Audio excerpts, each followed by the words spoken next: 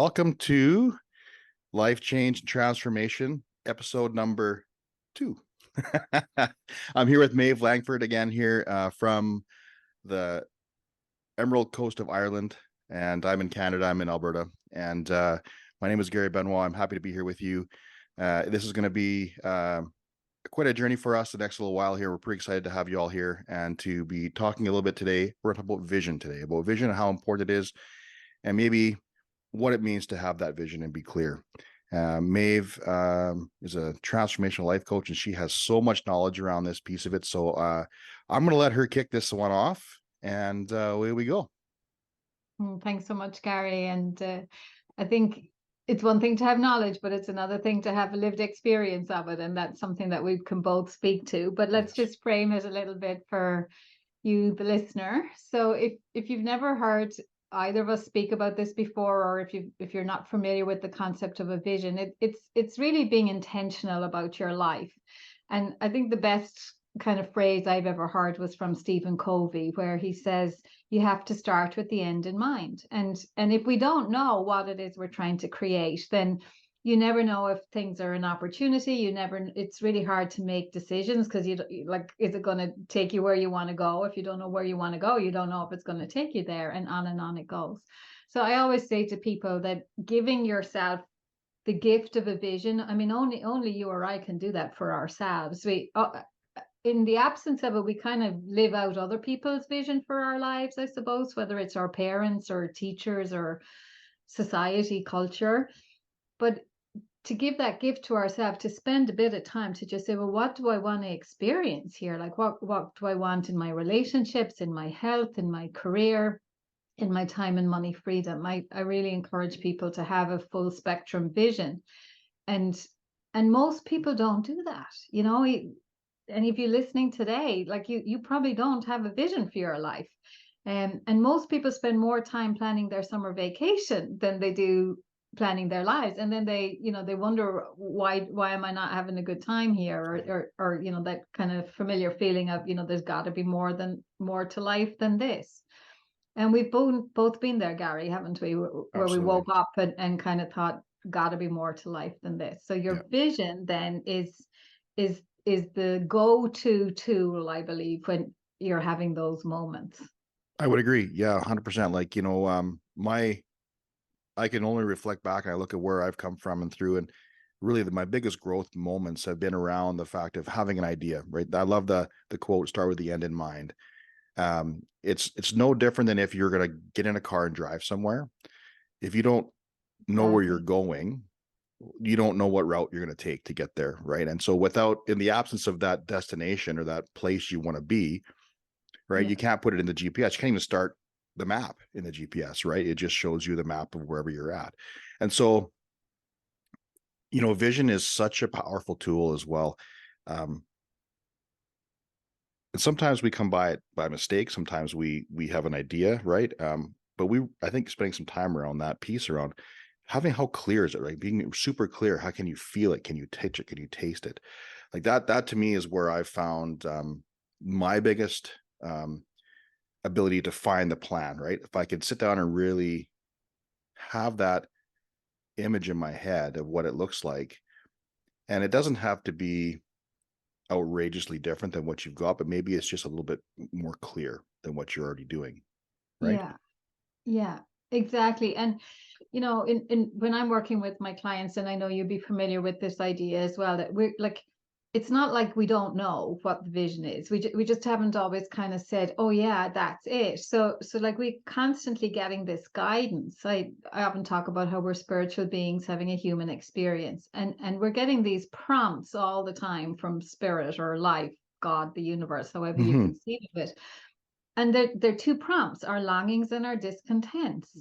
So the longing for more freedom, more time, more financial abundance, more impact, more love, whatever it is. The holiday, you see your friend going on and you think, man, I'd love that. Exactly right. So those longings are there. And then there's the discontent. I know for me, my commute to work, it was a killer. And I was not a happy person, sat in a car an hour each way every day. And, the frustrations in the workplace, or, the lack of joy in some of the activity. What, again, we're those discontents, I say to people, they're like gold dust, in Yes. terms of helping us to know, really, it's like the universe saying to you, not this way. This is not the life you Right. want. This is never going to feel right for you. So do something. So our vision then is like, is the something. Well, if you answered the longings, if you booked that holiday, or sought that job, or created that relationship, and if you resolved all the things that cause you discontent Yes. and upset and frustration, Yep. then that's what your vision is. That's what your life would and could be. Sorry, got a little frog in my throat here. Um, you know, it's about knowing your why. And sometimes when you're building your vision, guys go, I've had people come to me and say, well, how do I don't know what I want. But I've always asked them the question, well, what don't you want? Because they can answer Hmm. what they don't want in their life very, very easily, right? You can go Yeah, through, and that's that logging that's the discontent part, right? That discontent piece where you're like, I exactly. don't want to have this, and this in my life. This is not serving me, or I don't like this. Doesn't me feel good. Well, that's perfect, because now you know exactly what you can focus on, which is the opposite of everything you don't want in your life, right? Exactly. Yes. And when you frame it in that way, when people, because like, I think visioning is one of those things where I think we've all heard about it. I think, you look at sports people, you look at, I was watching a Michael Jordan documentary on Netflix, and he, even as a young man going through, he had a vision of what it looked like for him. And he had an idea of what those championships would look like, how they would feel, and all the things he would have done with his life. And I think we hear it lots, especially in the sports world, right? We hear it You are. quite a bit, right? And I think then people think, well, I'm not an athlete. I'm not an Mm. athlete. I don't play sports. Why would I don't, but I think it translates so well to just life. Like, if you're living a life and you're experiencing, maybe you don't have the greatest relationship with your parents, or maybe even your home relationship with your kids is not great. And you're stuck in that rut of doing the same things all the time, right? You Hmm. react a certain way, you behave a certain way, you're showing up in that relationship in the same way. Well, you're not going to find a different result if you don't change something. Exactly. And even if you don't like it, if you have to make a choice to be different, and Right. to build a picture for what different looks like. Exactly. Yeah. Yeah. And so, like, I've talked once again, I've had a chance to really reflect on my own situation too. And I look back, and um, I'm a police officer by trade. Have been for about 25 years. I get to retire here very soon. And in this moment of my life, I'm able to reflect back on my last 25 years of service, essentially, to the public and with my family and stuff. And I, I think anytime you come to an end of something, it doesn't matter what if you're changing, you're transitioning from whatever that is, when you look back, you have the ability to have hindsight, right? Or you have that ability to have that 2020 vision, right? You get to look back. And I can truthfully look at all of the times coming through, and looking at certain moments in my life when things really changed. And a lot of those major moments where I changed, like there was a moment after 2007, I had a police involved shooting. And then 2 years later, after I had almost crumbled my family, I basically destroyed the family unit in my behavior, and some of the things I was dealing with mentally, and which is a different discussion. But I made a decision, and I really had an idea what I wanted for my family. I know what I didn't want. I didn't want to be that person where I was coming home all the time, right? And being the way I was. And so I didn't know exactly what I wanted, but I knew that I didn't want to be that person, right? Didn't want to be that person who was disconnected and angry. And I didn't want to be frustrated all the time. I didn't want to, right? So I'm like, well, I can do that. I can just be different. I'm just going to show up. And I asked the question, what can I do? So I started to show up more around the house. My wife was very brave, and she told me what she needed from me. Right. And so I knew exactly what she needed. So I'm like, well, I can focus on that. And when I look back at it, that moment was really, I built a vision for what my family was supposed to look like Hmm. without really knowing what I was doing. Yeah. right? I was, as our coach often says, I was incompetently competent in that moment, Yeah, right? exactly. Exactly. So yeah, so this doesn't have to be like a big complex, No, complicated thing. So again, if you're listening to us today, like if there's stuff you're not liking, like Gary said, just okay, well, what would the opposite of that be? right. And how could you start doing a bit more of the opposite of what you're not Yeah, liking? for sure. And the other thing too about your vision, I think that all your decisions, when you realize what you want, though, right? Everything everything you decide to do, every action step or everything you're going to be doing is going to come from the idea of that vision. I think that's a Yeah, really, and that's more complex than some people sometimes think, right? So it's like a guiding post, right? You don't want to be going through life yeah, by default, essentially, right? exactly. Right. Yeah. And so, like, I think that there's a bit of a disconnect. I think people think they can build this vision, and if I just think about it every now and then, things will just work out for me. Hmm. But I don't think that I know for a fact that's not the case. You need to do the work, right? You need to do stuff along the I would way agree. that's Yeah. in line with that vision, right? In order for you to truly move that forward or move your life forward in that direction, it's once again, um, the actor that sat with Oprah, trying to think of his name here, top is coming. Uh, I'm sure it's Jim Carrey Jim you're Carrey, thinking right? of, isn't it? Jim Carrey, Yeah. yes. So he says, you can't just build a vision and then go sit on the couch and have a sandwich, right? You can't just visualize Exactly. this and go have a sandwich and everything's going to be fine. There's got to be things that need to be done, and sometimes those things are really small in nature. Sometimes it's just little things, but you you can't just think about this and think it's going to be all great now. I've got this vision; it's going to be fine, Yeah. right? I, it's funny because there's different schools of thought on that one. And I know John Asraf, um, he tells a story about building a vision board for the kind of home he wanted, and he just put it away. And like 5 years later, or however many years later, he found the picture again, and he was like, "Oh my gosh, I'm just literally moving into this house now." And I mean that worked for him. I don't want in any way to deny his experience, but my experience, and I think what you're saying is that you have to actively engage with that vision. I think we engage with it, in terms of the frequency and the vibration of it. Like, what like you said, what does it sound like? What does it touch? The taste of it, what can I hear and see and smell in that vision? And then we try to generate that in us now, so that we're kind of in the zone of it. So there's the kind of the intangible side of it, and then there's the practical side of it, like how am I showing up? Like you said, well, my wife said be around the house more, do I can do that. So you take those practical things as well. Mhm. Jim Carrey was going for the auditions. His vision was, what was it, like $10 million 10 million, yeah. for Act, services rendered to yeah, acting. yeah.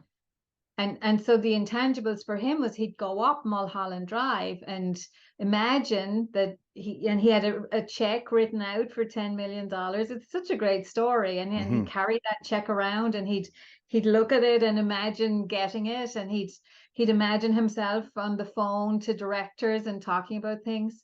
And he was doing the circuit, he Hmm. was taking the classes and showing up for the auditions. Hmm. So yeah, like a vision, I think, is, yes, it's like a mental picture of what it is we want, but it's something that we're engaging with, Hmm. day in, day out, and and That's a and great way really to put it. doing everything we can, or at least the more we do that, I suppose, is what I would say. The more we're doing it, the faster we start to kind of have an Correct. experience of it. Right.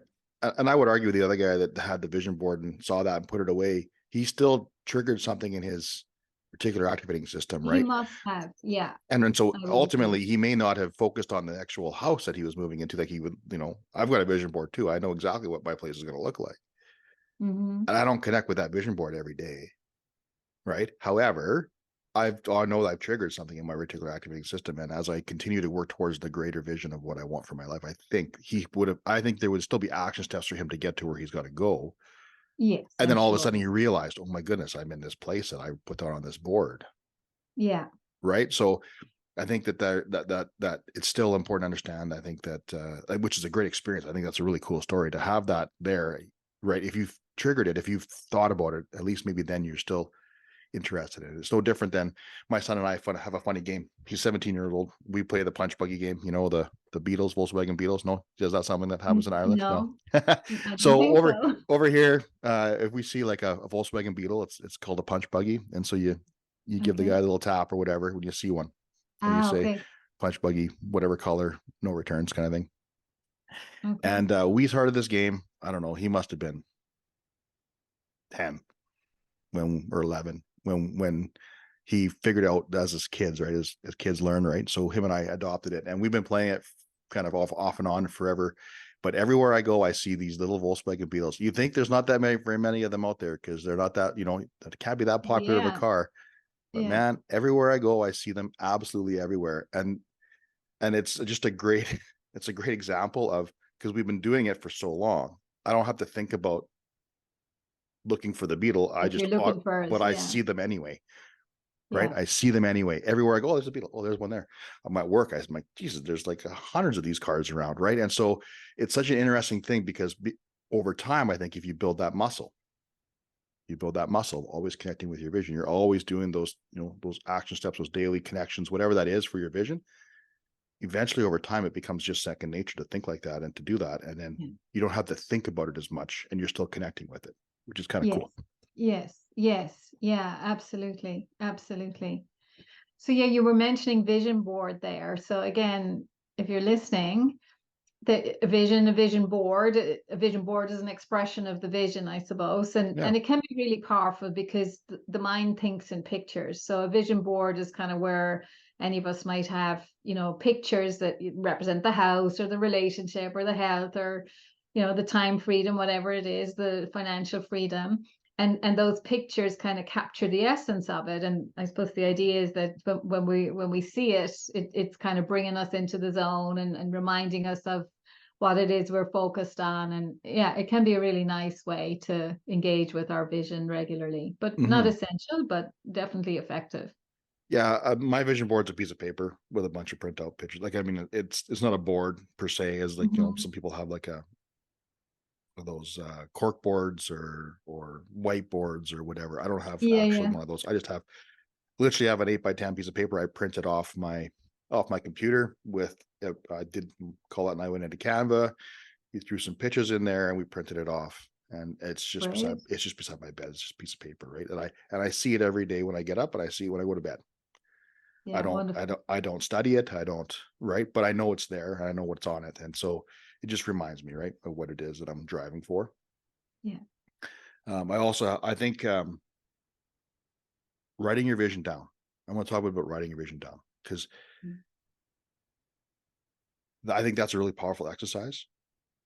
When you write anything down on paper, to put it into words, to describe it on paper, it really changes. And I think it adds a bunch of power to it when you do that, Yes. right? Yes. Yes. Yeah, and one of the ways I understand that, Gary, is that it brings it from the mind. It's one of the first ways that we can bring it into our current experience is to actually, with hand and paper, we capture it. And there's even some evidence, I think, that writing it rather than typing it is more impactful because I don't know, maybe the left and right side of the brain or something is connecting as you're doing that. I'm not Right. sure exactly how it works, Yeah. but there's something about it. And yeah, writing it, reading it, speaking it is again, and maybe initially just speaking it out loud to yourself, but again, when you hear those vibrations in the brain when you're speaking the words out loud, again, it's all kind of, I don't know, just to me it's bedding it in. This is what I'm working towards. This is who I'm becoming. This is what I'd love. Yeah. And actually, yeah, so that the word love is so important, isn't it? We've learned Yes. that one too. Yeah, go Yes. ahead. You were maybe going to just say that. No, I was just gonna say, also to write like it's already finished. If you're listening and you're wondering, well, how do I write it? What words do I use? Right. I think because language is important, right? Yeah, And so yeah, um and we tend to, I think we're just trained, I think, just to write things kind of in the way things, I don't want to have any more debt, right? yeah, yeah. Right. Mm-hmm. It's just typical, right? I don't want debt. Well, I think that, we all, in our experience and the coaching and all the things we've learned over the time and experience we've had, if you write that, all you're focusing on is your debt, right? So it's important to write down, well, I would love to have financial freedom. And what does that look like? What does financial freedom look like for you? I would love to have X number of dollars in the bank to do these X number of things, right? And like Mm-hmm. it's already finished, right? Um, Yeah, like typical from our learnings and our teachings is, I'm so happy and grateful now that, yeah. right? Yes, it's like I have it. So even it's not I would love to have, but it's I'm so happy and grateful now that I do have, Right. and like it's already here. It's Yeah. in my current experience. I'm living this now. Yeah. Yeah. And when we're doing, we're writing things in that way, where we're putting it on paper in that way, and you read it to yourself or out loud, right? If you're wondering what my next step is, if you read that vision like it's already finished, Mm-hmm. and you're that person who's in that vision, you visualize yourself inside that world, the ideas that come to you to do the next steps, or whatever that next idea is, or that next action step, if you want to call it, is different, right? Yes. Right. It's more powerful. It's in alignment with whatever you're thinking about there. And by doing that, you create a bit of a plan. And because people are tangible too, right? We have, Mm-hmm. well, how am I going to do this? Yes. Right? How am I going to do this? Because that's a question that I have, well, really, how am I going to do this? This doesn't make sense. But then by writing it in that way and sitting with that vision, well, I got like almost answers to that question in a way. Like, well, I can do this and I can do that and I can do this. So it changes the direction that you're flowing, essentially, right? Yeah. Yeah. I think it's really powerful to share that so quickly, like episode number two. Because I know for me, I like when I first had my vision, and then so the vision was the vision, great. And then I would like look at my diary, look at my life, and kind of say, well, what am I going to do now and to for that vision? But I was feeding it and sourcing the ideas from the existing to-do list, and that went on like for years, really, Mm-hmm. until I really started to understand that no, you don't look at the to-do list and decide what to do. You look at the vision, and you tune into the vision, and from the vision you kind of say to yourself, well, what's a great way to move towards this vision today from Mm-hmm. that energy. Mm-hmm.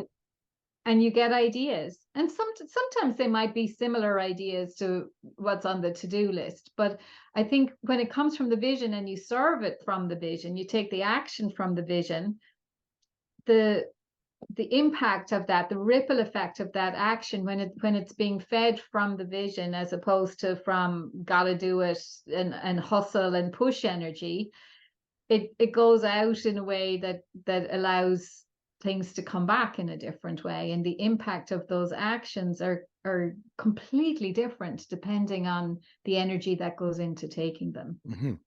Because when you have problem and if you have a question or a problem you're trying to solve, because ultimately we all have, that's essentially what this is. It's problem solving, essentially, right?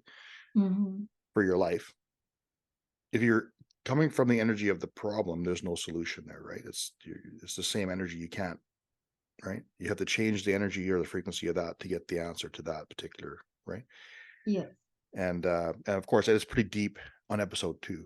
It's pretty deep. But hey, the thing is that we'll come back to this obviously throughout the theme. Well, this is not something we're gonna talk about once and never talk about again. But Yeah. I believe that that's really key to start people's thought process to change, Yeah. or to sort of like consider what that looks like in their own minds, in their own Yeah. situation. Um, Yeah. you know, uh, you sit with a problem, if you sit with the question long enough, right, then you're going to find an answer. Yeah. And better quality questions you ask in relation to your vision, you will get a better quality answer, which then Yeah. gives you better quality action steps, right? Exactly. Exactly. And maybe just to bring it back and tie it into, if anyone Yep, listening is just kind of starting out with this idea, what you were saying there in terms of the power of the quality of the question, the only question really when it comes to creating your vision is, what would I love? absolutely. I love. And Yes. most people go to, what can I afford? What do I Mm-hmm. think is possible? Mm-hmm. What will my spouse or my parent or my kid or my boss approve of or encourage or whatever? Mm-hmm. Those are not the questions you want to be answering. No. The question is, what would I love? If I really believed it was possible and that I couldn't fail, what would I love? Yep. And I Yeah. think, we sorry here for a second. I'm just we when we do that too, you got to think about our four quadrants, right? Our health, right? Our fitness, Yes. right? Our relationships, right? Our time, money, freedom, and our vocation, or the career that we're in.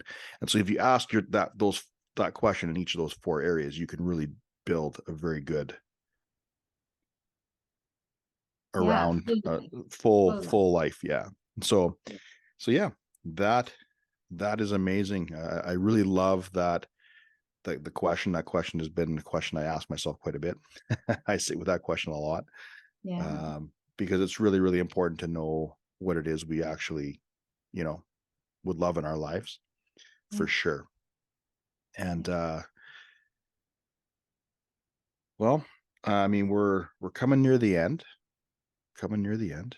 Is there anything else? Any final words you wanna say there, maybe before we wrap up the vision side of episode number 2? Yeah, and I think I would just come back to it. It really is the starting point of everything. So, giving this a bit of time and space. It's not necessarily something that you would do in 5 minutes or, even an hour, but I mean, an hour would be a great start for sure, but just stay around the question, like you said, because when we first ask, what would I love? When we first ask any question, the initial answers or thoughts that come to mind are kind of the familiar ones, aren't they? And I think it was Einstein said, if I only had an hour to solve something, I'd spend 55 minutes on the question. And the reason he said that is because once we're curious with the question, the answers flow out of that. If we're asking, so we're giving people the high quality question, that's, what would I love? So stay with it, stay around it, and just see what comes. and Hmm. and yeah, the initial stuff would be familiar, but as you stay with it, it's like, the juice starts to flow a bit, and Hmm. you get ideas and you think, wow, I didn't even know that was in me. but Hmm. but then you're getting to stuff and you didn't even know it was in you, or you're reminded of things you did as a kid that you used to love, and those stirrings kind of come back because you're allowing the space for them. Yep, exactly. Yeah. Right on. Well, that's great final words. I appreciate that. That's really good advice. I think if anybody has any questions, by all means, please interact with us. Please follow us. Um, you know, uh, we're going to be doing this every couple of weeks. You'll see us every couple of weeks. And we're going to continue on down the road on journey with you guys. This is going to be a fun time for the next little while here, just to be together and just spend some time. We also have, I mean, just Facebook and Instagram followings as well. I know mine's Frontline Resiliency Project, and Maeve's has. I just go for your That's my name, just Maeve Maeve Langford. Langford. There you Yeah. go. So we're on socials that way, so you can connect with us, follow us there. We're gonna post our stuff. I think there's gonna be a YouTube channel too. I would imagine, right? We're gonna do YouTube, right? Yep. Whatever you say, Gary, Yeah. you're in Yeah. Okay, we're gonna charge. do YouTube as well. We'll throw it up on some YouTube, and as well as on Spotify and wherever you get your podcasts. So we really appreciate you tuning in today for episode number 2, and we'll see you in 2 weeks. Thank you very much.